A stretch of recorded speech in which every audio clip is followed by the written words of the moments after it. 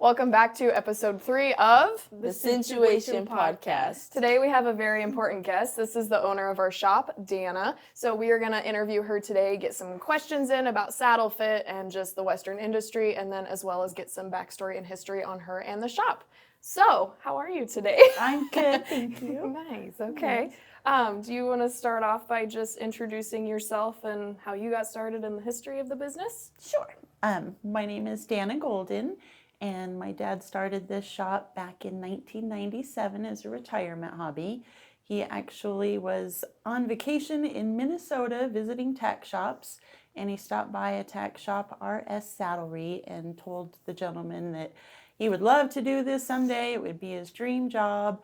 And the guy said, well, I've got 18 used saddles down in my basement. I don't put them upstairs because then people just want to buy the used ones and not my new saddles. He said, I'll make you a heck of a deal, but you have to buy them all. And my dad came back from vacation with 18 saddles and began his little retirement hobby. So I helped him a lot with marketing and, just ideas when he first got started. And then in 2007, he had grown his little hobby quite a lot. And my background was marketing and finance. And so I had asked him, well, I'll back up. I ended a corporate job just about that time, and I managed a tax office and did all the marketing and so forth. So I asked him if he wanted to be my cowboy, and I'd be his business girl. And that's how we got started. That's awesome. That's awesome. And so it went from the garage, right? He actually started out in a basement. So wow. his first, the first place that he started out was in his basement. He just had this little area in his basement with the 18 saddles. He used to go to a lot of the ropings, so Blake Nelson's ropings, and he'd set up his saddles, and that's how he got out there that he was doing the trades. He would set up at the ropings, and from there they bought a house that had a little sunroom in the back, so then he did the saddle sales out of his sunroom. Then from there they bought another house that had a 6-car garage, so it was 3 across and 2 deep. So he did the saddle shop out of there, and that's when we teamed up together. So I remember going in, and I would watch in the garage. They had company come into town. I remember Mother's Day, and I would sit in there and watch, and people would come in. So they had a little entrance to the garage door, and that's when I teamed up with him.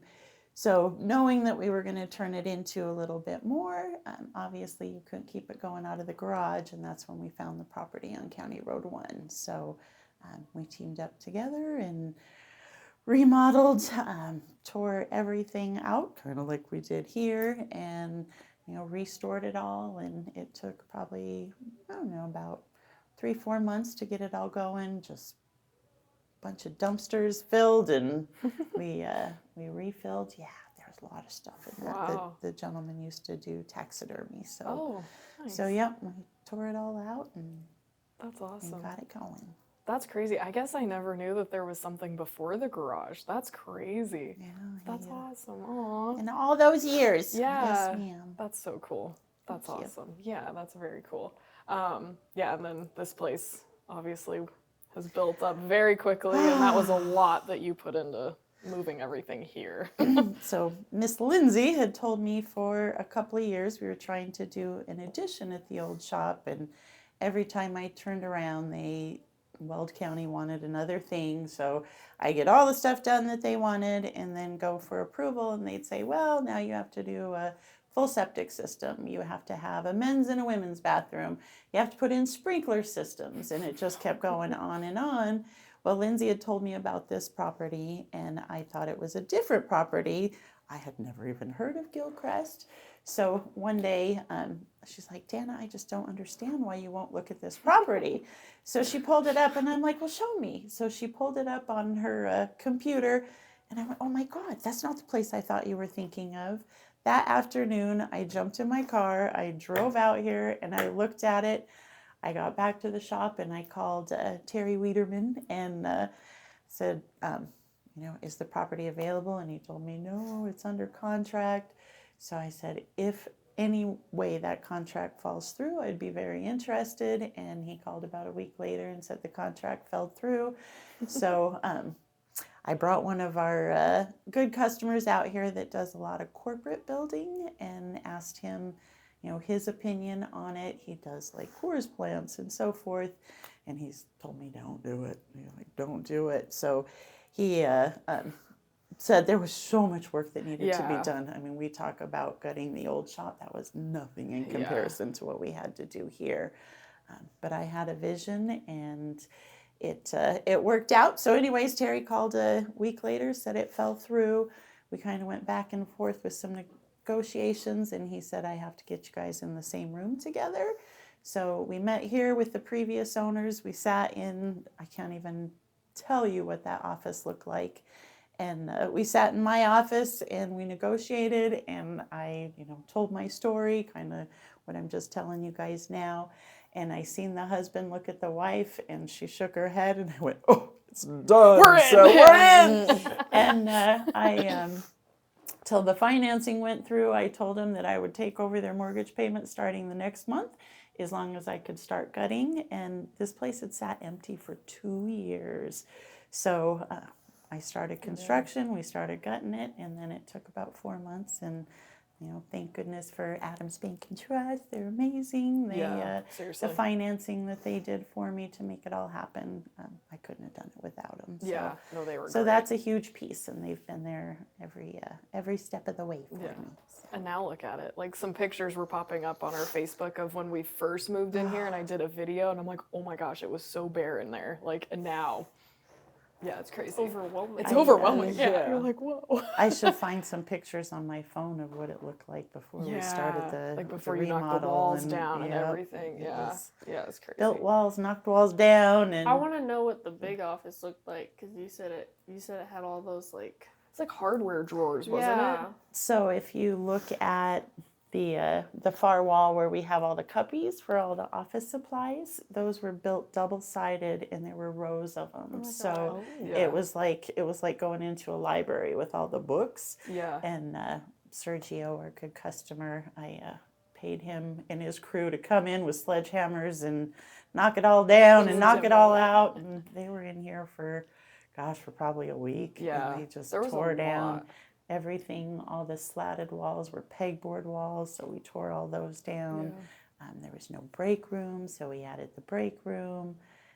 We put the wall in that space because that was wide open. There wasn't a wall there. That's right. So where the stairs go up, that was all open, and then you could go right into the cubbies. Yeah, it's crazy. It's cool. changed And a lot. my son tried to fight me the whole way, the cubbies that I left on the back wall. He's like, yeah, tear that out too. I'm like, no, it's a piece of the history, and it'll work so well for office supplies, because usually they're in the closet and you don't know what you have. So they're it's awesome. Yeah, Go it works in there, great. we look, and we love it. Got all of our goodies in there. I don't know what we'd do without it. I know, we'd be lost without I can't even that. imagine like the office without it. Like, we'd probably have shelves in. Yeah, you'd have to, or like bookcases or something. Yeah, That'd probably be even more It works curtains. awesome. Yeah, that's awesome. Well, we have some questions about saddle fitting too, because we know that that's been kind of a struggle for our shop and just the whole industry. Do you guys want to take off with some saddle fit questions that we have for her today? So, what is the most challenging thing about being a saddle fitter? The most challenging thing about being a saddle fitter is by far the options in saddles that we have for today's horses. We have some absolutely phenomenal saddle makers, lots of different entry-level price points to, very high-end Martin and McCall finished saddles. But even when you get into the higher-end saddles, it doesn't guarantee you a saddle fit. So back when I started helping my dad, he taught me the initial, saddle fitting basics, which I think a lot of, and no disrespect intended, but I think a lot of saddle fitters today still go off of those basics. So they're looking for, that nice slide down at the shoulder, maybe feel up in the back, make sure that the saddle's making contact and it's not popping up in the back, and that's really about all they do. For us, and I'll back up for a second on that as well.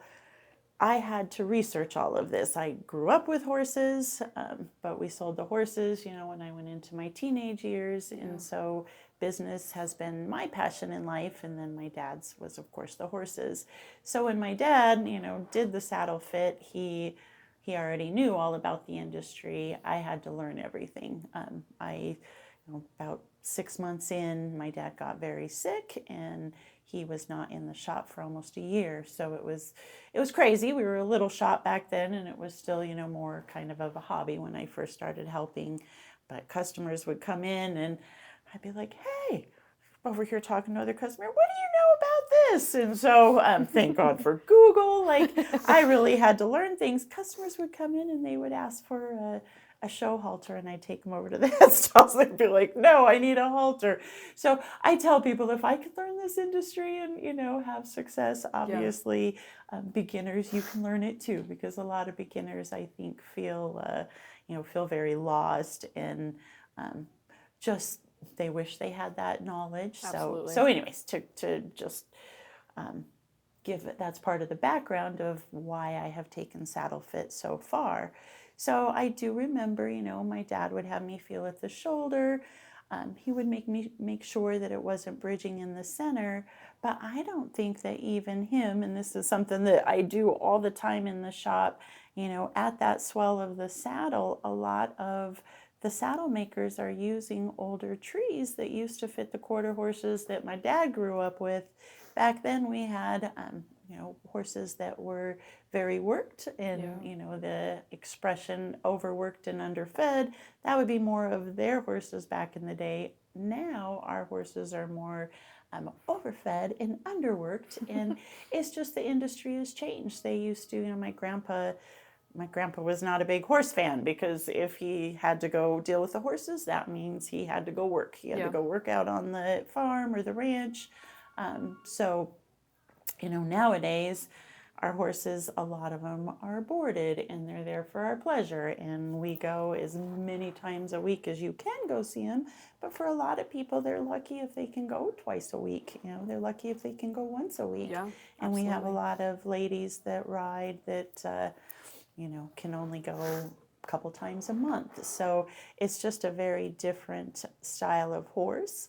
And then we have selectively bred, which is awesome. We've got amazing horses nowadays. We've got wonderful conformations, huge motors, very performance bred horses, but that's changed how the saddles fit these horses. And when I used to do saddle fit with my dad, and when I was first learning saddle fit, it wasn't as hard. I used to be able to go off-site to a saddle fit. I would take a lot of the older used saddles, and it blows my mind how quickly, and it's definitely been a struggle of how quickly the horses have changed.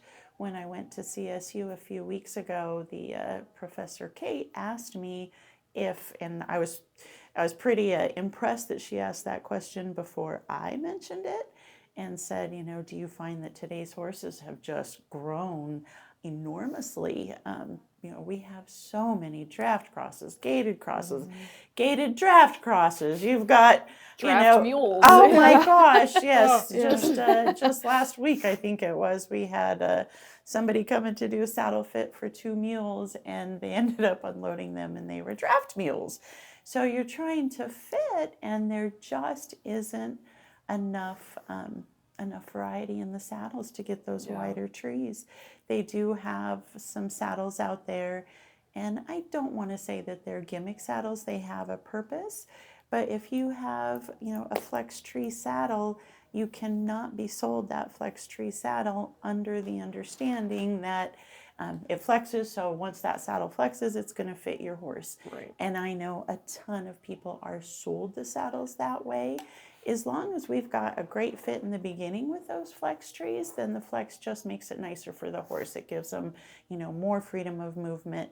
But if that saddle is, pinchy in the front area, if it's not wide enough in the back, if there's not enough flare at those bar tips, you're just asking for, a lot of problems with your horse. So Absolutely.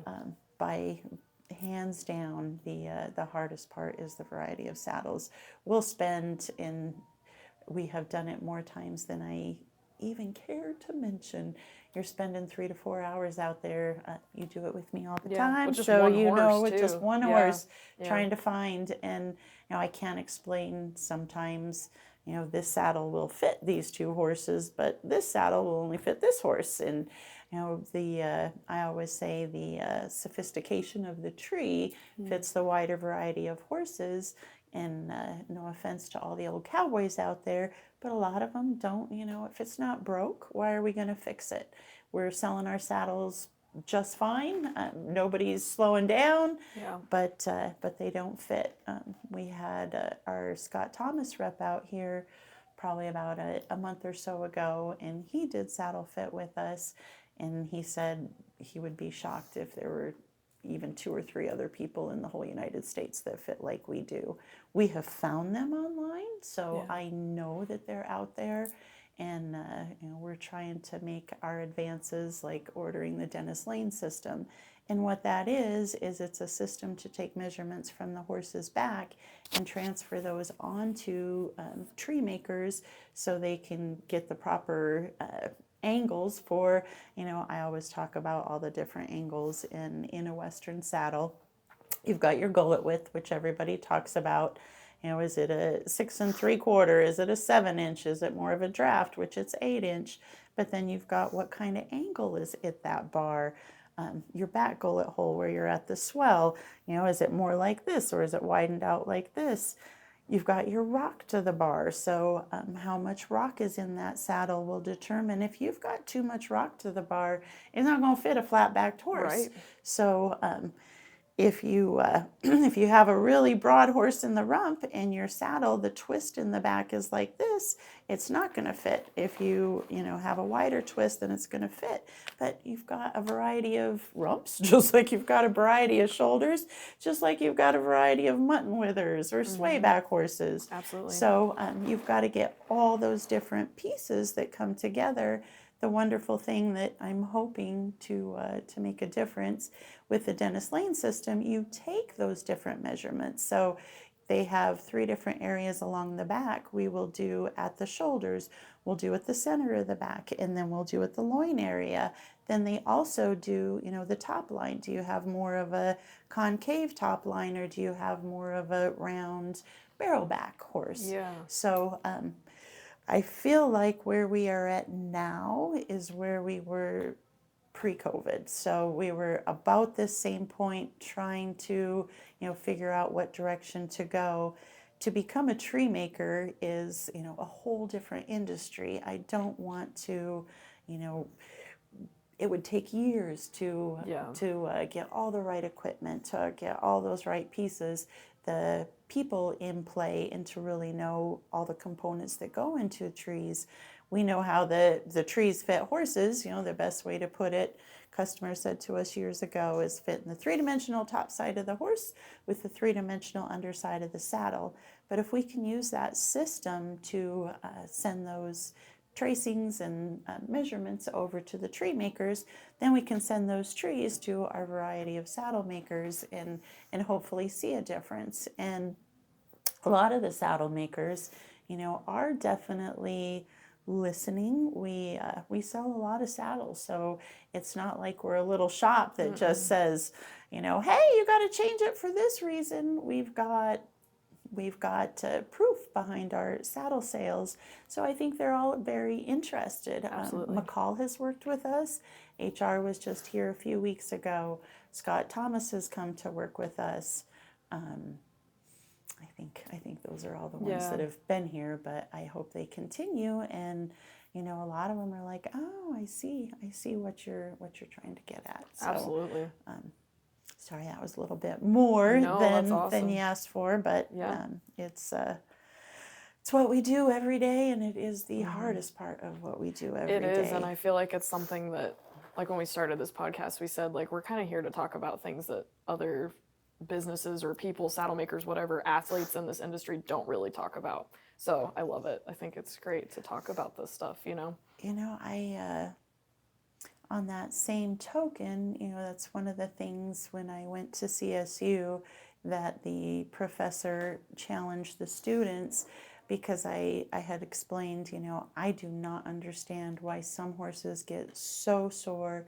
They get so many white spots. They, get that hollow in their top line. They get the muscle atrophy behind the shoulders, and why some horses, Don't just care. stay beautiful, and they Yeah. don't care. Now, I can't say that their movement is that they wouldn't see a difference in their movement, but just because they don't see a difference in that horse in atrophied muscles, white spots, so forth, doesn't mean that the problems aren't there. I went to I went to Rocky Mountain National Park and did 6 of their horses last year. They said, don't bring saddles. We've got 12 saddles, 6 horses. We just need to know what of these 12 saddles fit the 6 horses. Well, they were very old, outdated saddles, and none of them fit the horses. Like, I think there was one of them, maybe with some shimming we could have got by and did some lift so it wasn't pinchy, and left behind 2 saddles that one fit 2 of the horses very nicely, the other one fit one of the horses. And when she came back in, she had said she had been riding this horse for 9 years. And he just go, go, go, go, go, go, go, go, just real huffy and, real choppy and hot. She said they were about a half hour in, and all of a sudden she could feel him stretch out a little bit. She said, she just felt him stretch a little bit more. They went about 45 minutes up and about 45 minutes back. She said when they were coming back, the horse was whoop, whoop, whoop, and just mellow calm. and, nice, even walk, not all choppy. And she had no idea. 9 years she'd been riding that horse, and he couldn't move. I've got another young gal that we did this summer, and the trainer had been telling the mom for over a year that the saddle fit fine. It was the horse's attitude. And the mom called me after, and again, they brought 3 horses. The saddle fit 2 of them very nicely. The 3rd horse, mom said she would very rarely ride. There was a little bit that we could do as long as it was short rides. If saddles don't fit, I pretty much tell them I can't give you my blessing. I'm just going to tell you what's going on and what to watch for. That's So, why you're awesome. You're not gonna sell someone a saddle just be like Just to do it. Yeah. we would probably have a building 3 times this size if we would have sold saddles if we would have had saddles that fit all the customers that we turned away because we didn't have a saddle that fit. And that just breaks my heart in and of itself, because I absolutely know that they go to the next place and they buy a saddle that doesn't fit. And, we could have sold them a saddle that didn't fit. They could come back. I think a lot of times, I don't know if it's embarrassment or they don't want us to know that, hey, I'm going to buy a saddle that doesn't fit anyways. Right. So we lose that sale, and I know that they're going down the road and they're getting a saddle that doesn't fit. So thank you. I appreciate that, and it's You're not it's 100%. dishonest. It's 100% true. I absolutely will not sell you a saddle that doesn't fit. You'll know that it doesn't fit, and it can be those areas that we talk about, especially where that Dennis Lane system comes into play. Those are the 3 key areas that has to fit. So back to the mom that I had just talked about. When she called me after their trial over the weekend, she said the best thing is the horse walks again. And she had not told me this when we were doing the saddle fit. She said the horse would go out and do his job and run barrels for this little girl and, do the best job that he could. But when they were at the barn and she just wanted to tootle around with her friends, the horse absolutely refused to walk. She just in a weekend, that horse would walk again. Oh, it was She that, could, yeah. and they had a very high end, really nice barrel saddle. Yeah. But it didn't fit. And there is, customers that I have. I know one customer that came in and she didn't think that the saddle that we had fit, I don't know if it was 6 months, a year prior, was fitting. It did pass on my saddle fit test. Little tighter at one shoulder, but you could still slide through and all was good. but she was having some issues. So anyways, we redid saddle fit, and she's like, I told my husband, and he let me transfer $5,000. Let's get a saddle. And it was one of the lower price points, not one of the highest quality saddles. And this particular customer loves high quality, loves it to be, exactly what she's looking for.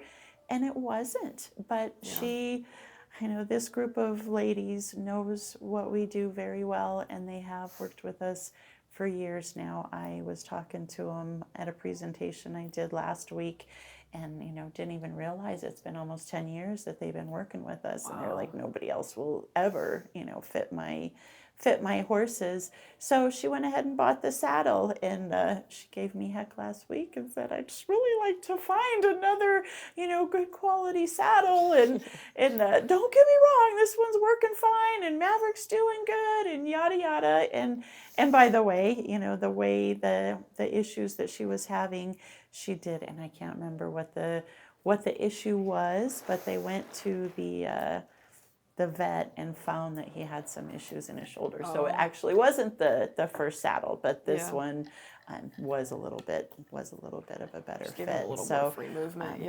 I'm guessing when we get that Dennis Lane system and we get it figured out, that she will have She'll a saddle be calling built. me up. Yeah. Just throw that out there as well. A lot of our saddle makers, they have their trees made pretty inexpensively. So, their saddles are as low as $100 up to $200.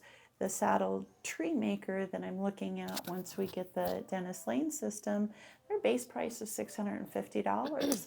But if you want a saddle that fits your horse, if you add it to some of our makers that have a $2,000 price point, they'll back out the cost of their tree when we send them those trees.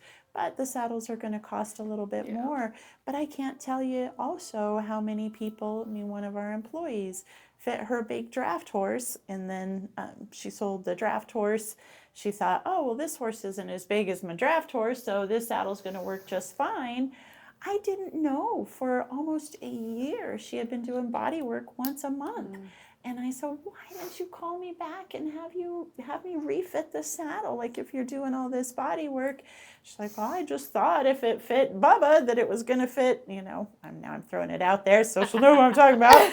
But anyways, so I went and checked the saddle, and it didn't fit at all. Guess what? We did a saddle fit, and she didn't have to do body work once a month. Yeah. So you're spending all that money on body work, when if you would go to that foundation of the problem, it's worth spending that extra money. So absolutely. I am not concerned at all. I don't mean to sound disrespectful, but I don't want to spend 3 hours trying to fit these horses.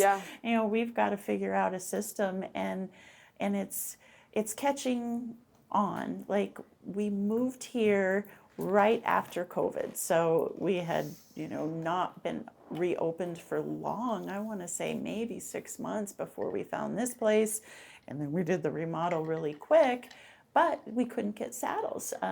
Circle Y was taking 18 months. McCall was taking over 2 years. I mean, I could go on and on. You just couldn't get saddles. Yeah. So to try to figure out trees when you can't even get saddles was impossible.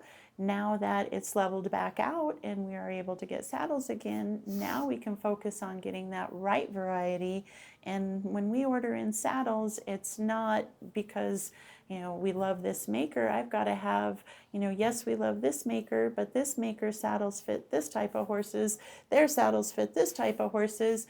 Their, trail saddles fit this type of horses, but this trail saddle is different. And that's, something that the general public definitely doesn't understand. Yeah, absolutely. They think that a full quarter horse bar is a full quarter horse bar. I was going to ask And about that. We have that as a They go on question. full quarter horse and semi-quarter horse. Yeah. And it's one tiny little piece of the puzzle. Yeah. I want to know, is your horse, really round and flat backed, or do they have a big swoop at the shoulders? Are they, a little hollow in the back? because it's very misconceiving as well. I do like that saddle makers are getting away from that. I think that the English world has us beat in a good amount, meaning that they've been doing regular wide, extra wide for much longer than we have. But I would rather see that, wide and extra wide. But it is just definitely misconceiving as well. And circle wide saddles are such a nice fit on such a nice variety of horses, but I struggle because you get an extra wide tree and they think it's going to fit these super broad, really flat back draft horses, and it fits more bigger swoop at the shoulders. So not really full throughout there. They have a little bit too much curve and a little bit too much rock to the bar. So we need those flatter, broader horses. But I do know what circle Y saddles fit those broader, flatter horses. They have a little training saddle that is built for, young horses. So it's got a futurity bar in it, and it is a really nice, really flat bar. So they build it in a training saddle, but we have it designed as a trail saddle because that's one more piece for those hard to fit backs that nothing else fits. So when I'm ordering saddles in here, it's definitely about the variety of horses that they fit versus the the maker's name and so forth. Absolutely. Or even just, I think too, with the semi-quarter horse and the full quarter horse bar, because we get that question all the time. And honestly, all the time. Online, customers, phone calls, and I think you just throw that out. Get it out. Like it doesn't make, it does not correlate between all of these different saddles. And I feel like too, if it does say, I've been noticing a lot, if it says wide or extra wide, that doesn't correlate with the next brand either. It absolutely does extra not. wide circle wide doesn't mean anything to a extra wide bighorn. It's so individual for that saddle. I mean, it's just it's crazy. And discipline to discipline as well. So I didn't elaborate on that one a whole lot. A ranch cutter is not going to have a bar like a barrel saddle. No, not even close. In any maker's barrel saddle, just because they're full quarter horse bars does not mean that they fit the same either. So very, very different from saddle brand, from saddle discipline, and from a full quarter horse bar or a semi quarter horse bar. McCall, their McLight saddles fit a wide variety of horses, and their standard is a 6.5 gullet, which would be considered a semi quarter horse bar, but they have a very nice angle to their bar. And they have opened up that back gullet hole at the swell, instead of being that narrower 3.5 that most semi-quarter horse bars are, they've got it opened up to, I think, a 4.5. I could be wrong on that. My number's not exact. But it fits those wider, broader shoulders. So it's that back gullet hole, to me, that is a much more important piece than it is the front gullet. Oh, yeah. But we also get a lot of saddle fitters out there, and they are, independent saddle fitters. So they send people in and say, I had a saddle fit done by so-and-so, and they said, I need a full quarter horse bar. Well, I don't mean to sound super disrespectful, but you just wasted your money. Yeah, you totally wasted your money. Or you have saddle fitters out there that says, I have a saddle maker or a saddle fitter that told me, these are all my angles, and they have all their angles written down. Our tree makers don't give us those angles, so that means nothing to us. Right. And unless you take all the fleece and all the leather and get that down to a bare tree again, we don't know those angles. Like it's very proprietary for just go those. grab my protractor. And sometimes I can reach out to the saddle companies themselves and be like, do you know what bar angle this is? And I'm like, I don't know, what or bar they don't angle want to that is. disclose that, A beta has been restarted, so they went out of business. But I remember back in the day, I back up. They closed their doors during COVID, and it has since come back around, and so they are building saddles again. But I can remember reaching out to our in-house rep, and she's just the sweetest lady in the world. But she's like, "Oh, Danna, they don't give us that information, like she has no idea." Yes. So, it's hard to come by. And then, you have other saddle makers that, get their trees from a specific company and they tell me that all those trees are the same. Liar. We do this for a living. I'm like, I will challenge you anytime. Come out and I will show you how Why they're different not, yeah. your bars are from, this discipline to that discipline, or from this model to this model. That's why we order the variety, because we know, usually when we go out and do saddle fit, and you're the same way, once you throw a saddle on, okay, this one's tight here, let's go to, X saddle because it's a little wider in this center. Yeah. I could go on and on about that's crazy. the full quarter horsepower. I'm with you 100%. Throw Get it out. Throw that out. Throw it out the Throw window. it out. Yeah, we Yep. don't need that. Yeah. Get it out of here. One So- thing I kind of wanted to bring up about, sometimes doing those 3-hour saddle fits, sometimes it's not always the horse. Sometimes it's not always the horse, and it's a real struggle because, I wish in the perfect world, every saddle fit we could send a minimum of 3 saddles with the rider to say these are, and that's the way it should be. It should be, honestly yeah. should be. Yeah. So you can see our motto: fit the horse, fit the rider, fit the budget. Horse has to come first. A horse will tell you, but you really don't want to get to the point where you're having the horse have to tell you. I've fought with some saddle makers on, it's going to depend on how it fits, depending on where the rigging is placed and different things like that. It really doesn't. Your saddle should sit in the very specific position. You should not set a saddle up on shoulders to get that rigging in that proper position. Right. If the saddle is sitting down in that pocket properly, if your rigging is angled a little bit, it shouldn't be jamming that saddle into the shoulders, because we have already proven that they've got really good shoulder room through there. So I just agree to disagree that is a factor. If you have a saddle that is already tight at that shoulder and you have that rigging pulled forward, then absolutely, you're just jamming it more in there. Right. But it already can't move. So what If it big fits, difference? it fits. If it doesn't, it doesn't. If it Like, fits, it fits. If it doesn't, it absolutely doesn't. But the problem is, if you truly want to fit your horse, there's not enough options out there. And I have heard from, just being out, obviously in the horse industry, that the English world struggles with it as well. So, our horses, and I don't think I finished that on CSU, that the professor had asked me, do you find that horses are just getting bigger and bigger year after year? She goes, I feel like they're just, they're getting bigger on air. Yeah. And we have these horses that, win the NFR, win these, reining competitions, win this, and then everybody wants to, breed that bloodline. Well, these bloodlines are just getting, it's, for heaven's sakes, we can mix labradoodles. So, if we can mix labradoodles, what can we then do with horses? what can we do with horses? So you want to think that you can change the body shape. Yeah. I mean, we have changed the body shape. So anyways, that was something that they're noticing just at CSU, Yeah. that, these horses are getting huge. And I sometimes think that, I'm just crazy.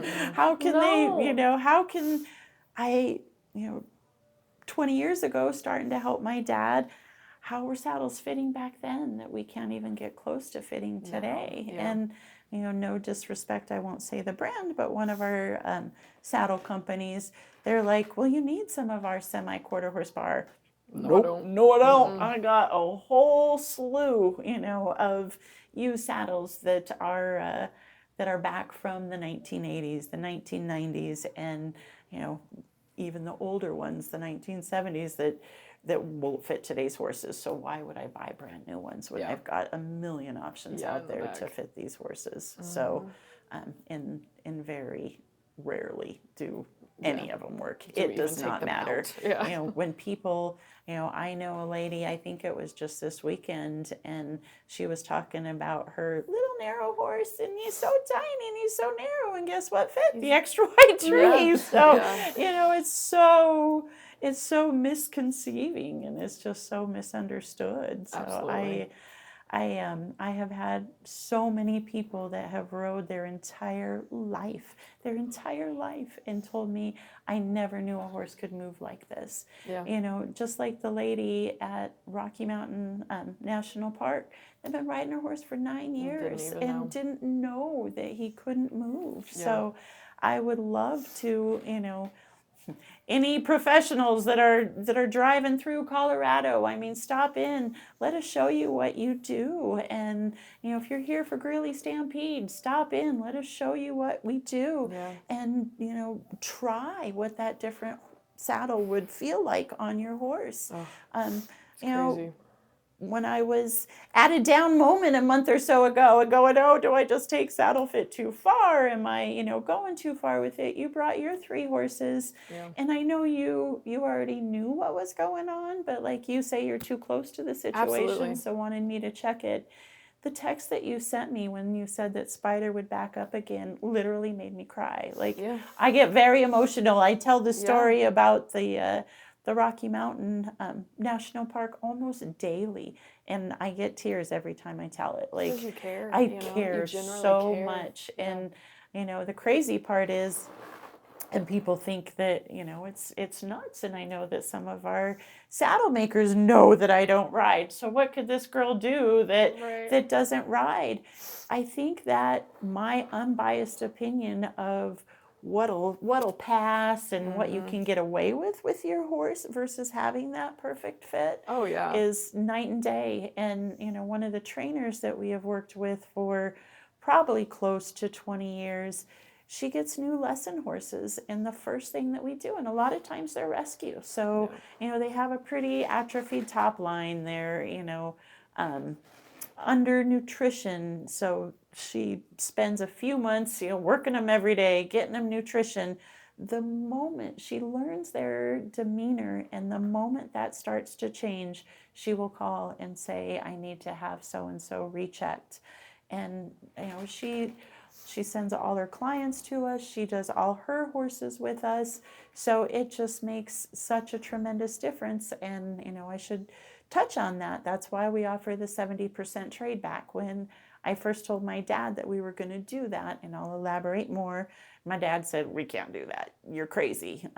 When Bill came on board from Brighton Feed, he's like, that's unheard of. You can't do that. Well, that's HUD, crazy. When we interviewed He's him, like, he's like, I don't know if that's smart. but y'all do it. But Okay. it matters. And, because we're not here to sell saddles, we're here to build relationships with customers. That is an awesome, awesome piece.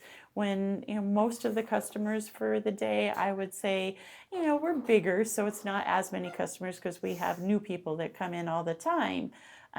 Because of Lindsay's TikTok, we get people from, Nebraska, but we get people that trailer from Nebraska to do saddle fit with us. Tons of people from Wyoming, South Dakota. Everywhere. We have had people driving through from Florida and they want to stop for a saddle fit. Yeah. So now I forget because I went off on a tangent what I was what I was talking about. Oh, the trade back program. Oh, yeah. So, sorry. We offer a 70% trade back anytime you get a saddle from us. If you buy an upgraded, new or used that we own, we give you 70% of what you paid for that saddle. But, for that trainer, for that young horse, for that beginning rider, who doesn't know what they're looking for, it gives them an opportunity to make sure that that saddle always fits that horse. Absolutely. And it's not out of budget. Because, saddles are very expensive. It is definitely an investment. And if you had to, drop over $2,000 every time, then that's not going to work for you. But I know it's changed a lot of, things for a lot of people because they can now afford to come back in and get that saddle Make sure it's refit. right. And, Absolutely. And things change. So Absolutely.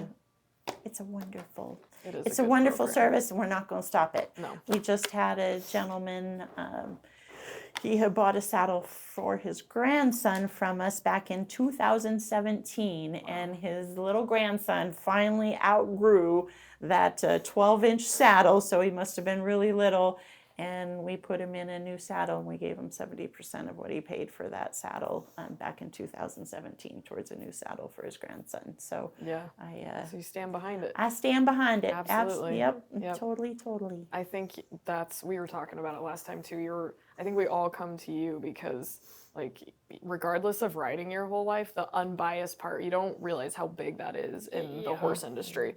It can seriously, even if all the facts are there, if somebody is just tunnel vision and believes in something or something I works, swear you know, it's the strongest tunnel vision in it the is, world. and it doesn't even matter. You It's know, so pitch black out here. It's just whatever they've used that works, and so that's why all because you're right, that unbiased factor, like, don't even realize how huge that is, but it's the cold hard facts. And it's not, it's not about how, well, that was a little tight in here, so my horse seemed to do okay.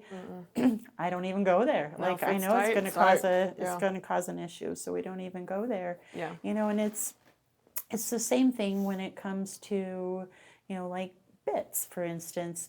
I have researched, and my dad was one of those old cowboys that was very stuck in his ways, and I would email him articles of things that I had learned, and I would ask him if he read it, and he's like, no. I can't say the words, no, I threw that beep in the trash. And, he's like, he would get so mad at me. But we have a big outfitter that's been coming to us for years and years and years.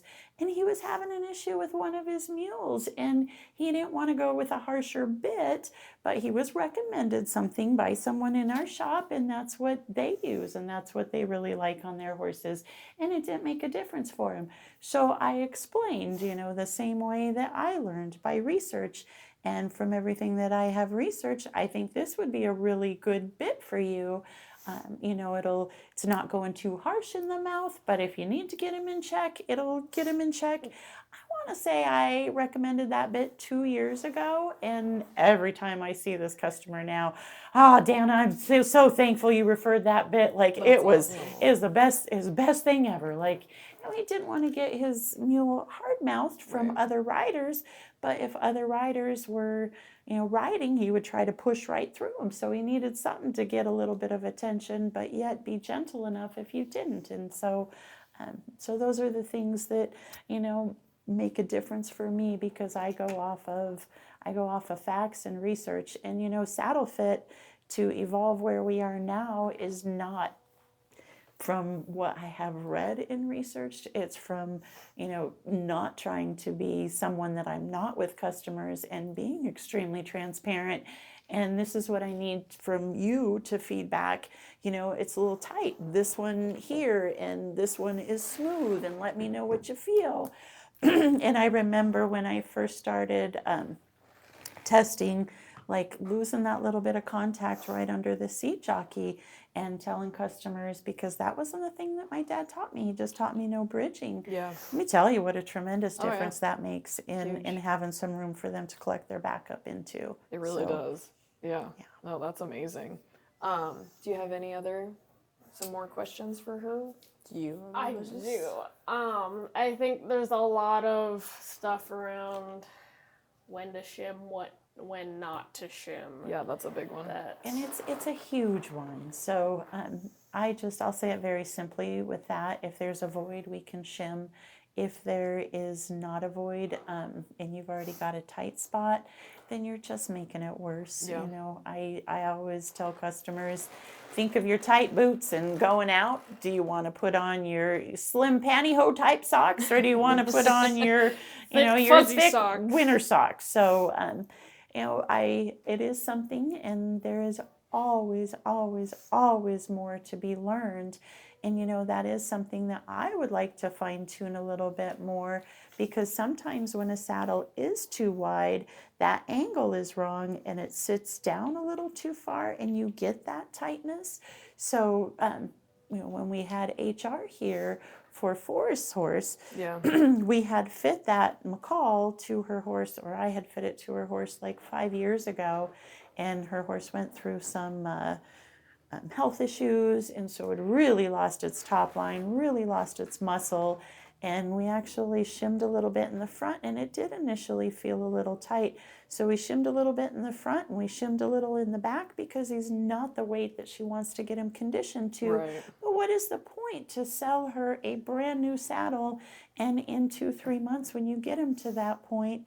So we did shim a little bit, made sure that we felt underneath, and it felt really good. So there is, certain things where we could play with it a little bit more.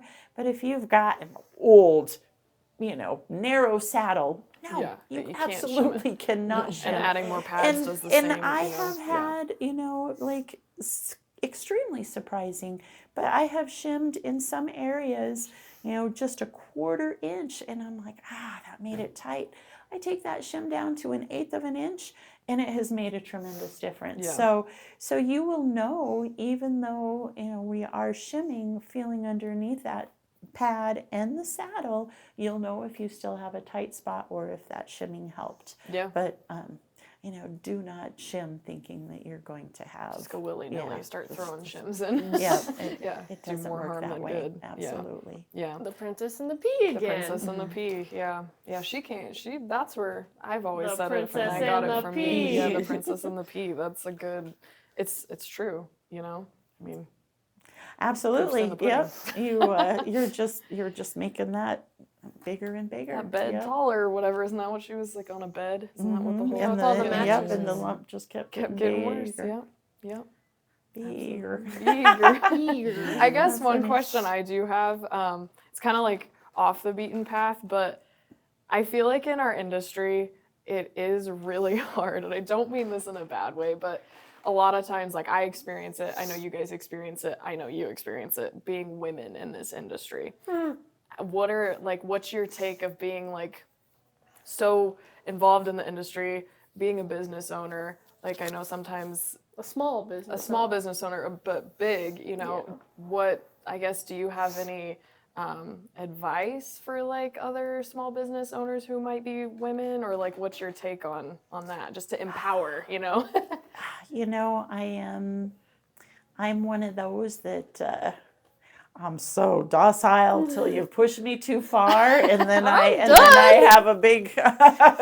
We've seen it a few times, not only with companies that we sell for, but also with customers. I'm done. Like, I'm out. so it's just, don't be afraid to have a voice for yourself. Absolutely. And there is absolutely no need to ever be disrespectful, but advocate and, have that voice.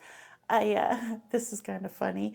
One of our reps, first time he came into the shop with my dad, and my dad introduced me and said, this is my daughter, and she's going to take over, and yada yada. And this rep tells me that he left the shop one day, and he goes, "Oh shit, that'll never work." And he's like, God. "Man, you made me eat my words." And he still comes in to this day and visits us. You guys all know who he is. I'll tell you afterwards. But he's like, "You proved me wrong." Yeah. So it's I've researched and didn't come in cocky. I didn't tell people that I knew what I didn't know. I didn't try to pretend to be somebody that I wasn't. I'm here to learn with you guys. I'm here to build relationships. So Absolutely. honesty, but you got to be tough, and you got to stand behind what you believe in, and call somebody out if they need to be called out. That's awesome. That's my advice. So, yes. So, did you ever imagine yourself owning the shop? Or turning it into what it is. Yeah. No. If you ever would have told me in my younger years that I would own a saddle shop for a living, absolutely positively not. I always say that we got mixed up. You met my uncle that used to live on the side of the house. Yeah. His daughters growing up, they were like cowboy crazy. No offense, cowboys, but I wasn't cowboy crazy. Like I was hard rock girl. So yeah, it was way different. No, I never ever would have imagined that I would own the shop. But I do love it. I love it. I'm extremely passionate about it. The only thing that I tell people makes me want to quit my day job, and this is actually the only job that I have, but is saddle fitting. That it's so hard. So So yes, Absolutely. but I did tell my dad when I first teamed up with him, is he ready to be the next Jake Jabs of saddlery? So, Yeah. so I, I know how driven, I know how hardworking I am. I know, helping one of the local horse councils, trying to help them. Marketing doesn't have to be about throwing out $40,000 as we Right. were told. It's to get out there, and a referral and doing customers right is the best business. With social media, it makes it a lot easier. So I owe a lot of what I've done. Like, when Lindsay got us national on TikTok, I'm like, well, I guess I should go watch some of those TikTok videos and see what she's doing. But I trust you guys. Yeah. I empower you guys. And that's how I think it's very important to run a business. If you hold things too closely, you've got to empower your people, and you've got to trust your people and get good people involved. Absolutely. And when I did taxes, I did the same thing. And, Yeah. it was something that I was told that my store had more growth than any of the other stores. And, believe it or not, I never finished high school. I went back, got my high school diploma, but I'm a 9th grade dropout. So, you can do whatever you set your heart to. Yeah. You're capable. Oh, that gave me goosebumps. Aw. You're the best, Danna. We just love you. you. You're just awesome. So I'm glad we got to sit down with you. Do we have any questions before we finish up our episode here? I have one thing I'd like to point. It's kind of not like a weird thing, but going back to sometimes how it's hard to saddle fit. I think everyone in the world can agree with this pricing and cost of everything. Oh, yeah. Especially, I think all of us we like what we like. So, like, especially customers that are maybe a little bit picky. I think everyone's a little bit picky because you want what you're gonna want. But Yeah. But sometimes it's hard, like if they want that $3,000 saddle, but it's the $1,500 one that fits. Sometimes they Yeah. get a little disappointed. But They get a lot disappointed. Yeah. And that's one of those times where I'm pretty certain they're going to go down the road and Yeah. they're going to get sold something that doesn't fit. But at least we educated them as best we could and had them feel every saddle fit. I want to be hands-on. You occasionally, it's not the norm, but you occasionally get those people that say, oh, I trust you. Yeah. Like, this is your horse. This is your, heart and soul. They will do so much for you. If you start having an attitude change or, just a difference in movement, whatever it may be, if you could just feel Yeah. and go, I don't think that's right, then you could come back. But if you refuse and you just want to put your head in the sand and go, now you're the experts, not us, then you're not doing justice. So I'm so disappointed when we get those people that come in and don't want to feel Yeah. like It makes I a don't know. huge difference for appointments when they are excited. And I love when they're like, can I feel? Absolutely. Get in there Get and, up there. and I like it when when you throw a saddle on and they feel first and then they start to understand. And it's pretty like mind blowing just how, it's awesome. Yeah. And a lot of times they're like, I totally get it. And I did one on Saturday, and it was a daughter, probably close to my age or in between us, and her dad, and he was here visiting. But I had him feel once, and he did exactly what you're talking about. I threw that saddle on, and he's like, oh, this one's perfect. And I'm like, you got it. Like, You're hired. he's like, well, you just had to show me once. But he totally got it. Yeah. So it makes a huge difference. And, that's something else I tell people. If you find a saddle somewhere else and you want us to check it, bring your horse back. I won't charge you again. We've already charged you for the fitting fee. I will feel it and let you know. You find it from a friend at, a 4-H group or whatever. Yeah, Bring it to bring it us. We'll happily fit it. It doesn't just have to be our saddles by any means. Absolutely. I want to do right by those horses. Yep. Awesome. Well, I think we've got a lot of good questions and good answers from you. Good conversations. So I talk a lot. no, that's good. It's good stuff, and I'm really excited to see customers and viewers' feedback on this because again, it's just stuff that you don't hear from businesses. I feel like there's so much that's kind of just either the businesses don't agree with it, so it's just not even a topic, or they don't share. Well, you know? it's definitely, it's really hard. Like watching the saddle fitting videos, and we should redo some of ours, but watching the saddle fitting videos on social media, it makes me want to jump through the computer and just strangle people. And it makes you realize, and I mean that, because it makes you realize that there's a lot of saddle makers out there that are there to sell their saddles, not do right by the horse. And it's such a misconception. You know, there's somebody out there that puts this little tracing on the wither and then says, if your horse measures here, they're 6.5. If they measure here, they're 7. And then they put it in the saddles and go, see, there it is. Set it on the horse. Oh, that fits great. And it just makes me want to cry. So, you know, our forte is knowing the underside of saddles and knowing how they fit the top sides of horses, not trying to sell a brand. It does not matter. If you want a McCall and it doesn't fit your horse, it doesn't fit your horse. You know, it just is what it is. Yeah. So we're not going to try to upsell you ever. Nope. Ever. Awesome, guys. Well, thank you all for joining us today. Thank you Let for us letting us interview interview you. Yeah, thanks for letting us interview you. That was super fun. You guys leave us some comments down below, give us a like and a follow, and we'll see you next time. Bye.